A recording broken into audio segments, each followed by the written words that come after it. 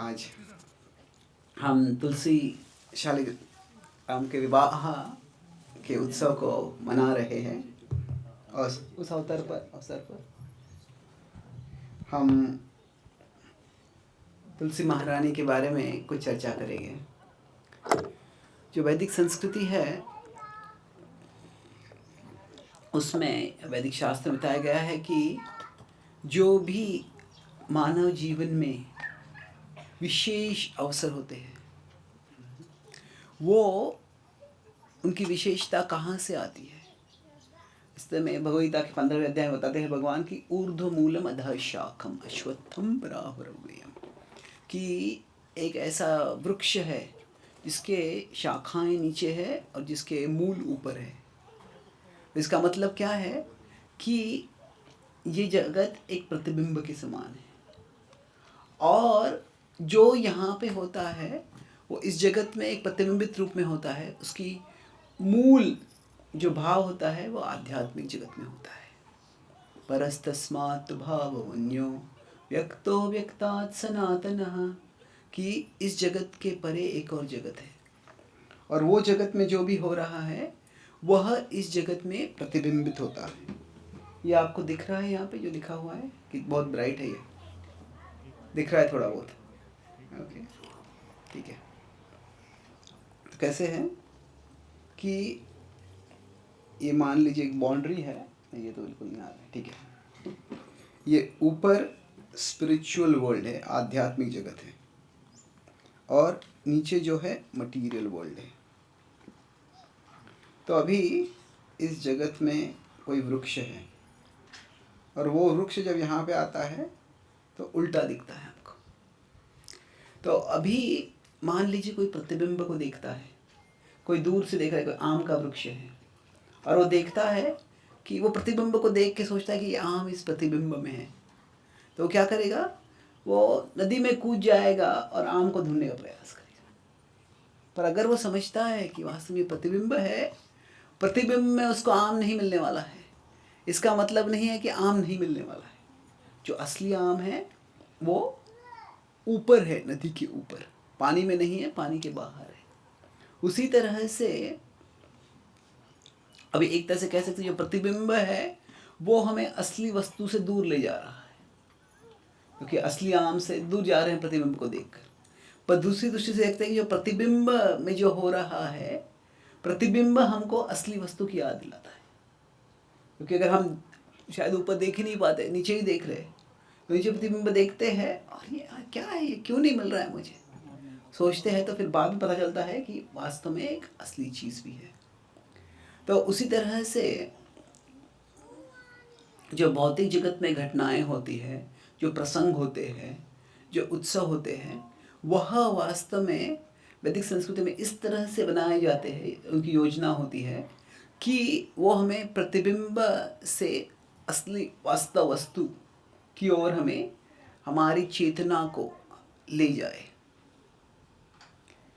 तो इसका मतलब क्या है कि अभी हम इस जगत में विवाह करते हैं और विवाह कोई भी जगत के विश्व में जाओ हम, वो एक आनंद का उत्सव होता है।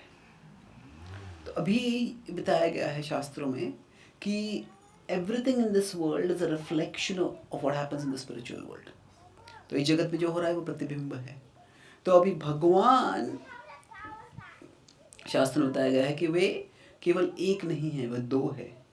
वैदिक संस्कृति में ऐसे है कि भगवान केवल पुरुष नहीं है, पुरुष और स्त्री दोनों हैं।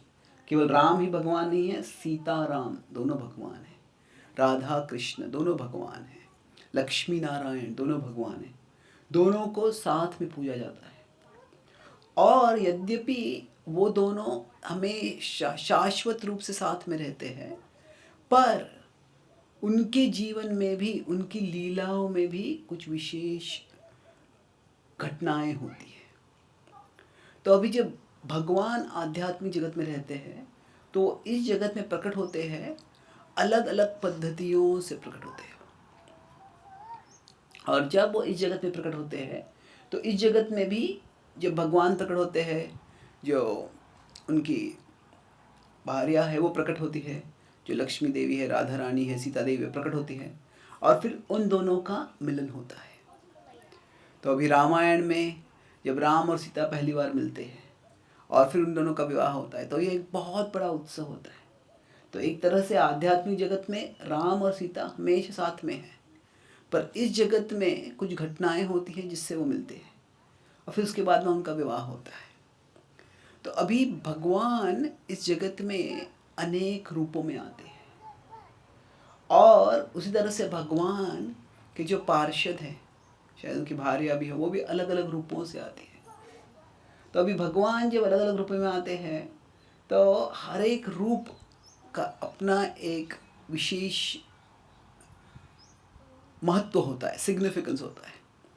जब भगवान नरसिंहदेव आते हैं तो क्या होता है, वो स्तंभे सभायाम न मृगम न मानुषम, वो एक स्तंभ से प्रकट होते हैं, वो एक पत्थर के एक पिलर है उससे प्रकट हो जाते हैं।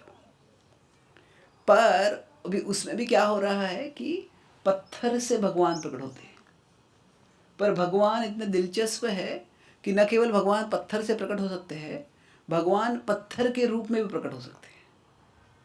जब हम समझते हैं कि भगवान सर्वव्यापी है, भगवान हर जगह पे है, तो उसका मतलब इदम ही विश्वम भगवान इवेतरो। तो भगवान किसी भी जगह से प्रकट हो सकते हैं, किसी भी रूप में प्रकट हो सकते हैं। इसका ये मतलब नहीं है कि हर चीज़ को हम भगवान के रूप में पूछते हैं। जब भगवान प्रकट होते हैं तो भगवान का एक विलक्षण रूप जो है वो है शालिग्राम। अभी शालिग्राम के रूप में जब भगवान प्रकट होते हैं तो क्या है, एक तरह से कोई देखा गया तो केवल पत्थर है, पर वो केवल एक कृत्रिम दृष्टि है। अभी जब भगवान प्रकट होते हैं वो केवल एक आर्टिफिशियली, केवल वो एक इग्नोरेंट अज्ञानी दृष्टि है। कोई छोटा बच्चा होता है, उसको बोला जाता है कि तुम ज़मीन पे अगर कुछ कागज़ के टुकड़े गिरे हैं तो उसको फाड़ दो और कचरे के डिब्बे में डाल दो। पर उस दिन पिता घर से जा रहे हैं नौकरी के लिए, तो अब ऑफिस के लिए जा रहे हैं, तो उनके पॉकेट से एक $100 का नोट गिर जाता है। तो छोटा सा बच्चा जाता है, उसको उठाना, उसको फाड़ने लगता है कच्चे के डिब्बे में डालने के लिए। माँ बोलती है रुक जाओ, क्या कर रहे हो तुम, तुमने बताया था कागज़ को फाड़ दो। ये कागज़ नहीं है, ये लक्ष्मी देवी है, ये तो कागज़ ही दिख रहा है मुझे। हाँ, तो जैसे दिखता है वैसे नहीं है। तो intelligence means to understand that there is more to reality than what meets the eye. बुद्धि का लक्षण क्या है, यह समझना कि जो मेरे आँखों को दिखता है उससे ज़्यादा बहुत कुछ सत्य में है। तो जैसे जिस व्यक्ति को बुद्धि है वो समझता है कि एक साधारण कागज़ और $100 के नोट में बहुत फ़र्क है, यद्यपि वो भी कागज़ ही है पर वो कागज़ से बहुत ज़्यादा है। तो उसी तरह से भगवान जब विग्रह के रूप में आते हैं तो भगवान जो है वो पत्थर के रूप में आ सकते हैं, पर वो पत्थर वास्तव में पत्थर नहीं है, वह भगवान का ही रूप है। तो अभी जब भगवान मंदिर में विग्रहों के रूप में आते हैं तो फिर भगवान का एक सुंदर रूप होता है, कृष्ण का एक रूप होता है, राधा रानी का एक रूप होता है, या फिर सीता और राम का रूप होता है। पर भगवान जब निसर्ग के रूप में आते हैं तो वे एक शास्त्र होता है कि भगवान हर रूप में प्रकट हो सकते हैं, यह उनकी सर्वव्यापकता का लक्षण है। तो भगवान when he comes as a secret stone, जब वो पत्थर के रूप में आते हैं तो उनकी भार्या जो है वह भी एक उसी तरह से एक नैसर्गिक रूप में आती है। तो वो जो है वो तुलसी देवी है। अभी भगवान कृष्ण या भगवान विष्णु वो शालिग्राम शिला के रूप में आते हैं और उनकी जो भार्या है तुलसी देवी, वो क्या है, वो राधा रानी का ही एक विस्तारित रूप है। अभी जो भगवत तत्व है उसमें एक विष्णु तत्व है, उसमें एक देवी तत्व है। भगवत तत्व जो है उसमें क्या है, भगवान है और उनके अलग अलग विष्णु तत्व में अलग अलग रूप है उनके, विष्णु कृष्ण राम नरसिम्हा ऐसे रूप है। तो वैसे तरह उसी तरह से एक देवी तत्व है। देवी तत्व में क्या है, भगवान के जो भार्या उनके अलग अलग विस्तारित रूप है। तो राधा है, सीता है, लक्ष्मी है, ये सब देवी तत्व में आते हैं। तो हम कहते हैं वृंदाए तुलसी देवाय। तो अभी वृंदा देवी जो है वो तुलसी देवी के रूप में प्रकट हुई है। तो अभी वृंदा देवी जो है वह राधा रानी का विस्तारित रूप है, और राधा रानी का विस्तार से राधा रानी से वृंदा देवी आती है, और वृंदा देवी से तुलसी देवी आती है। तो अभी वो दोनों इस जगत में आते हैं तो उनके प्रकट होने की अलग अलग लीलाएं हैं। कैसे प्रकट होते हैं, क्यों प्रकट होते हैं, यह अलग अलग लीलाएं इनकी। पर महत्वपूर्ण क्या है कि जब उन दोनों का मिलन होता है, तो जिस तरह से हम किसी से स्नेह करते हैं, तो अगर उनका कोई विवाह होने वाला है तो हम उत्साह मनाते हैं, उसके लिए उत्साह से उत्सव मनाते हैं। तो उसी तरह से जब तुलसी और शालग्राम का विवाह होता है तो हम उस समय उत्सव मनाते हैं। तो इसमें भाव क्या है? इसमें भाव ये है कि the Lord is the supreme enjoyer and he is the supreme source of enjoyment.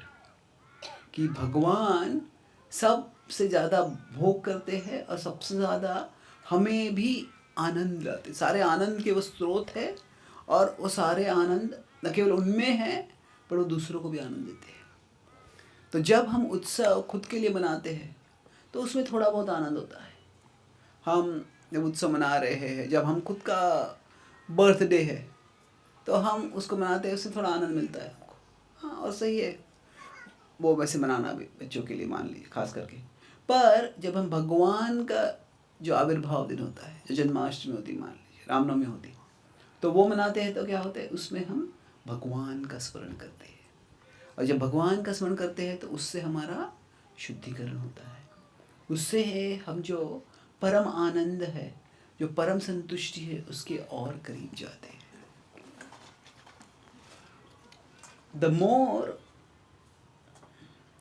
The more a devotee finds happiness in the happiness of the Lord, the more that devotee moves towards eternal happiness.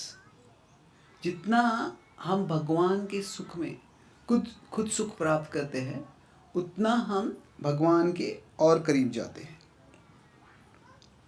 तो अब ये तुलसी शालग्राम जो विवाह है, इसमें क्या है, भगवान उनकी भार्या से उनका मिलन हो रहा है, और जब वो मिलन हो रहा है तो उसके द्वारा क्या हो रहा है, उसके द्वारा वास्तव में जब हम वो उत्सव मनाते हैं, भगवान को अपने उनके परम भक्त जो है उनसे वो मिल रहे हैं, उनको बड़ा आनंद होता है उसमें।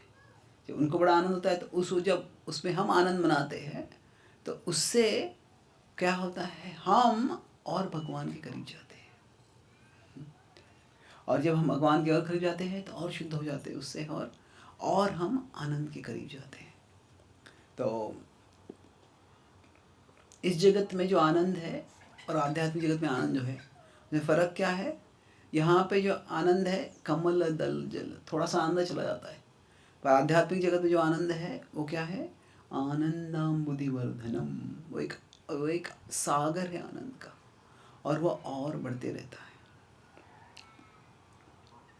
तो अभी जब ये उत्सव हम मना रहे हैं, तो I talk about 2 last points. फिर एक कोई सवाल होगा तो हम उसके बाद चर्चा कर सकते हैं ब्रीफली। उसके बाद में आप सब you can have the celebration of the wedding.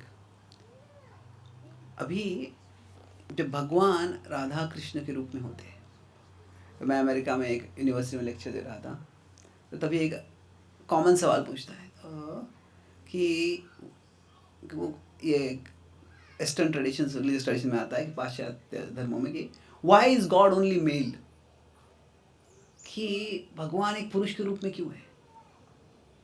तो मैं बोला कि that may be the conception in some religious traditions. कुछ धर्मों में वो धारणा हो सकती है, पर जो वैदिक धारणा में है वो क्या है कि गॉड इज एक्चुअली, भगवान, God is both male and female and we are neither. भगवान दोनों पुरुष है और स्त्री है, और हम न तो पुरुष है और न ही स्त्री है।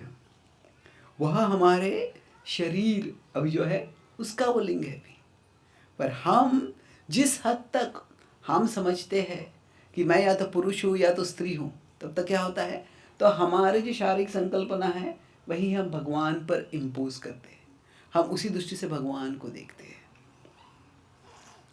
तो एज जिस जिस हद तक, as long as we identify ourselves with the body, to that extent we will identify the deity with stone.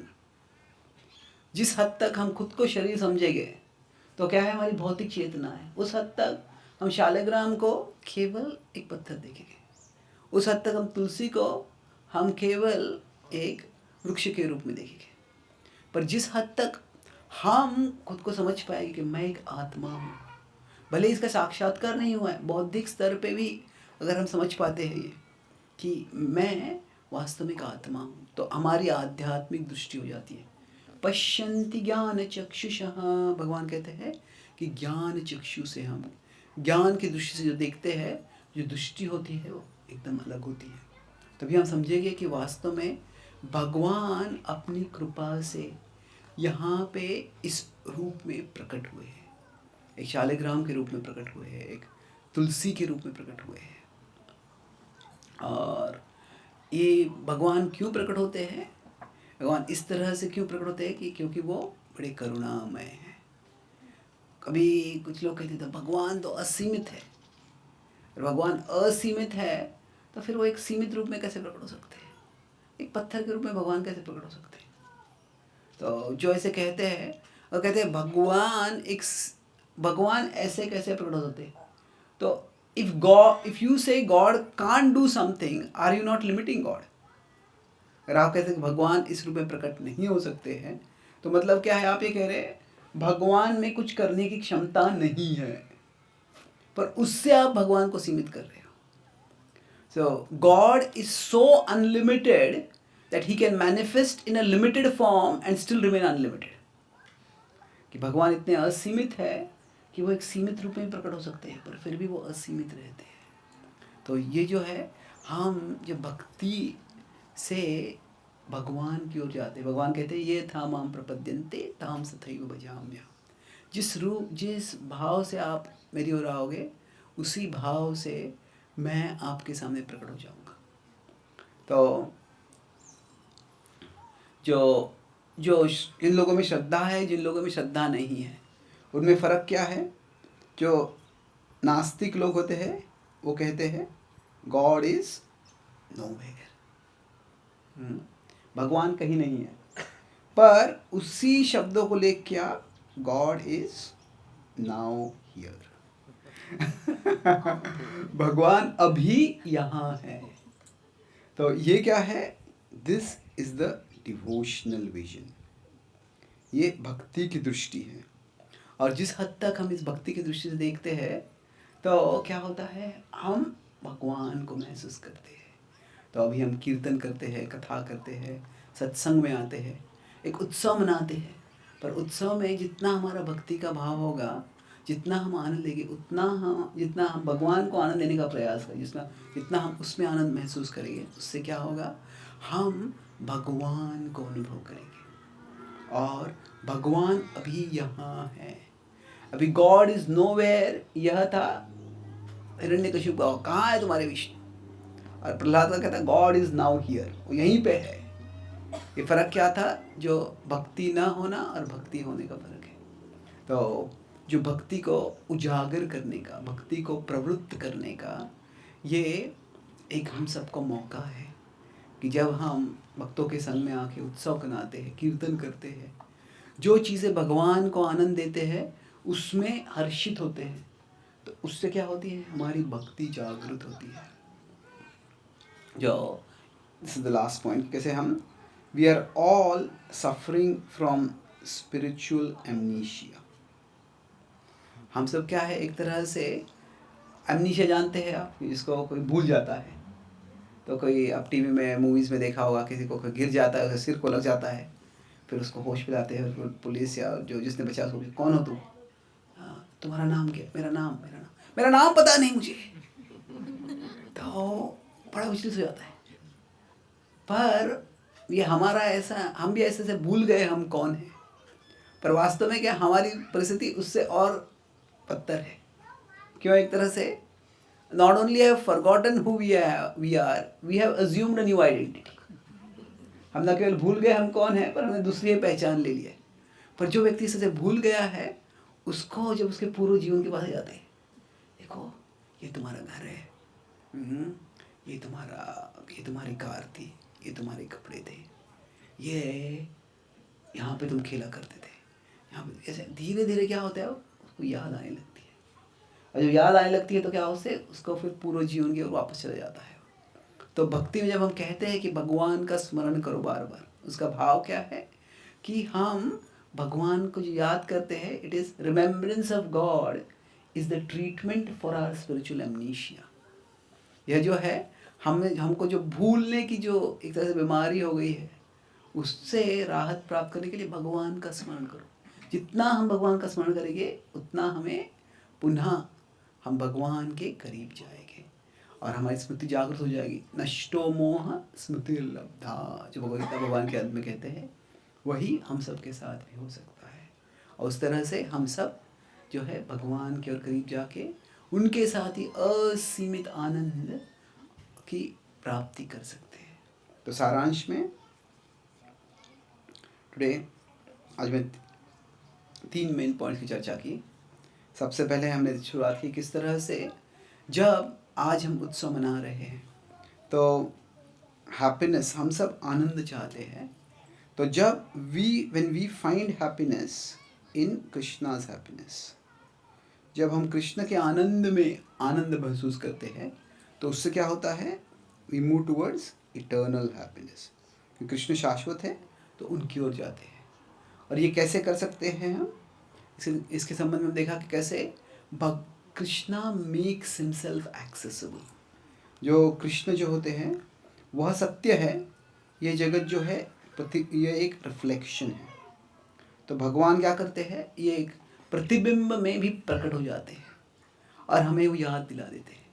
तो एक है कि जब हम कुछ करते हैं, हाँ, हम जो विवाह होता है उसमें आनंद लेते हैं, तो उसी तरह से भगवान का विवाह होता है। तो उसमें क्या होता है, उसमें हम भगवान का स्मरण कर रहे हैं। तो जो सत्य से है वो प्रतिबिंब में प्रकट हो रहा है। जिस हद तक हम इसमें आनंद लेते हैं उसके द्वारा क्या होता है, हम भगवान के और करीब जाते हैं। तो अभी जब when God appears, भगवान का विवाह होने दो, तो God appears and his consort appears, कि उनकी जो भार्या है वही प्रकट होती है और वो अलग अलग रूपों में प्रकट होती है। और जब प्रकट होती है तो हम सबको उनकी सेवा करने का मौका मिलता है। और फिर जब हम इस तरह से सेवा करते हैं तो अभी भगवान कैसे प्रकट होते हैं उसके लिए हमने उदाहरण दिया कि करेंसी नोट, कि जब भगवान प्रकट हो रहे हैं वो जब कागज़ नहीं है, वो $100 बिल है, वैसे वो एक पत्थर नहीं है, वो शालिग्राम है, भगवान है। वो केवल वृक्ष नहीं है, वह तुलसी देवी है जो भगवान की देवी तत्व का ही विस्तारित रूप है।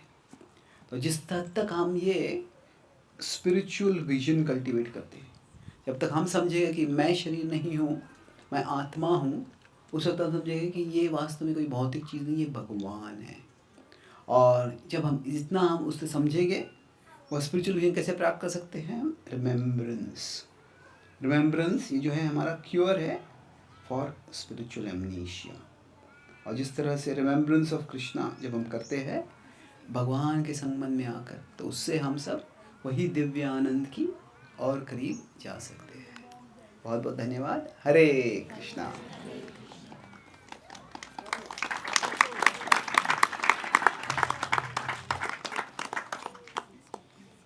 Any quick question before we finish? Any questions, anyone?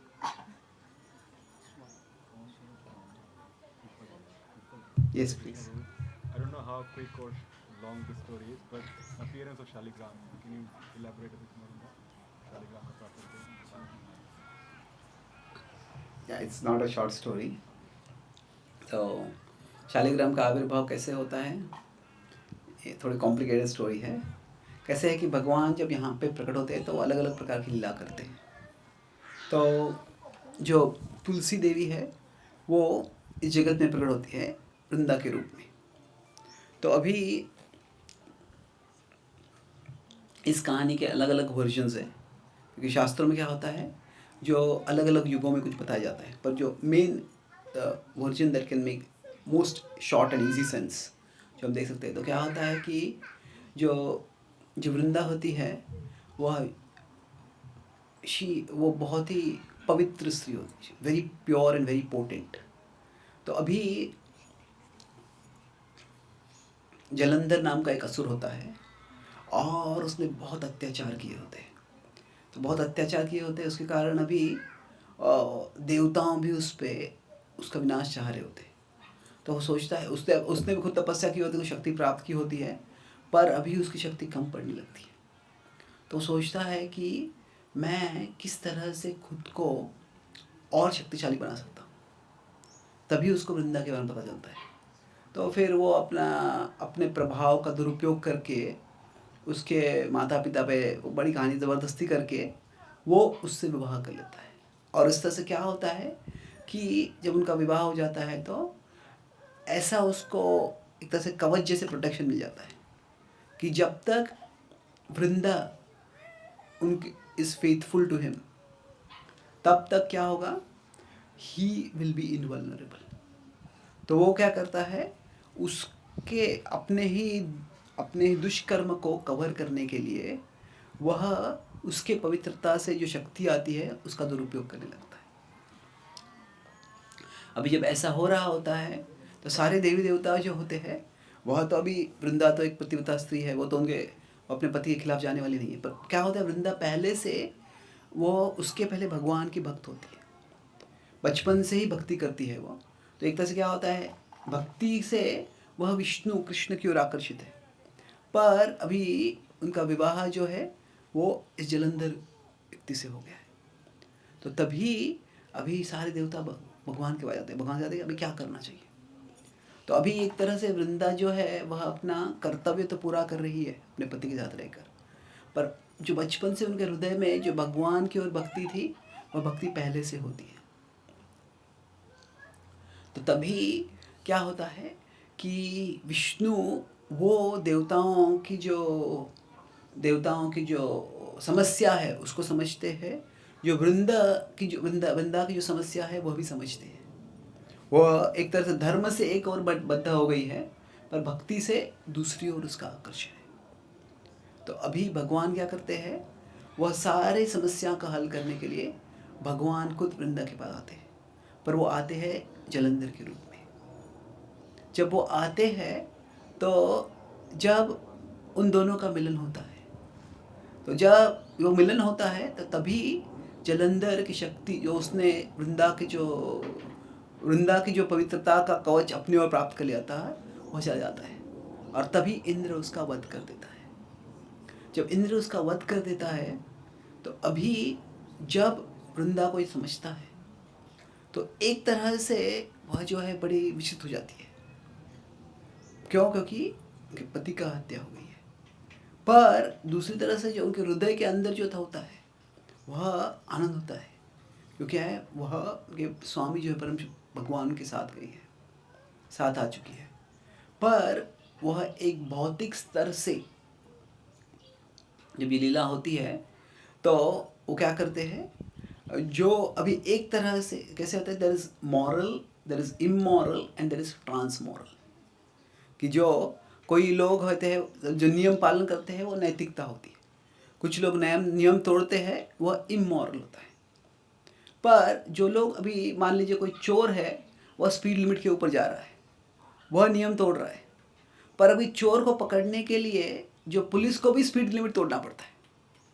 तो अभी जो पुलिस स्पीड लिमिट तोड़ रहे हैं वह भी नियम तोड़ रहे हैं, पर वो they are breaking the rule to fulfil the purpose of the rule. वह नियम तोड़ रहे हैं नियम के उद्देश्य को पूर्ति करने के लिए। पर दुनिया की दृष्टि से हो सकता है उन्होंने भी नियम तोड़ा हुआ है।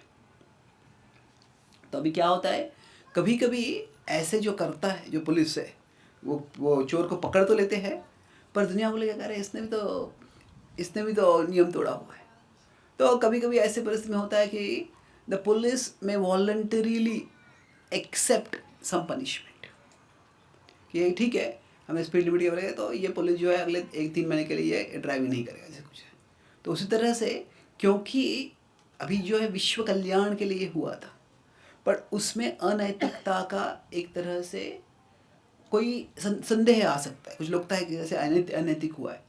तो इसीलिए दोनों, वृंदा और विष्णु, ये दोनों एक तरह से भौतिक स्तर की दृष्टि से देखें तो शाप स्वीकार कर लेते हैं।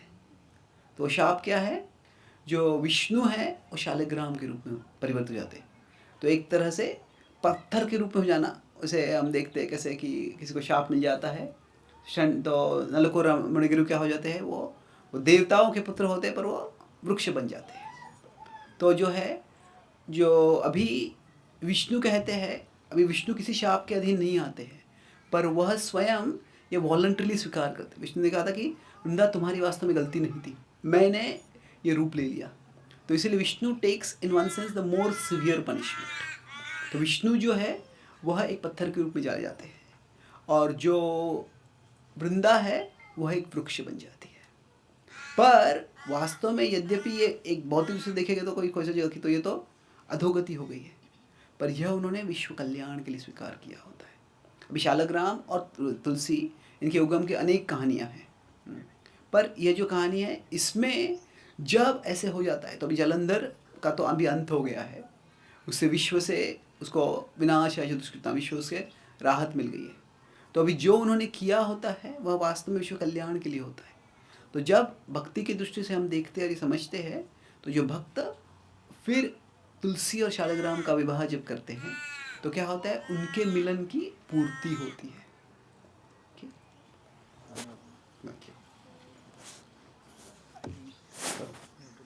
Thank you very much.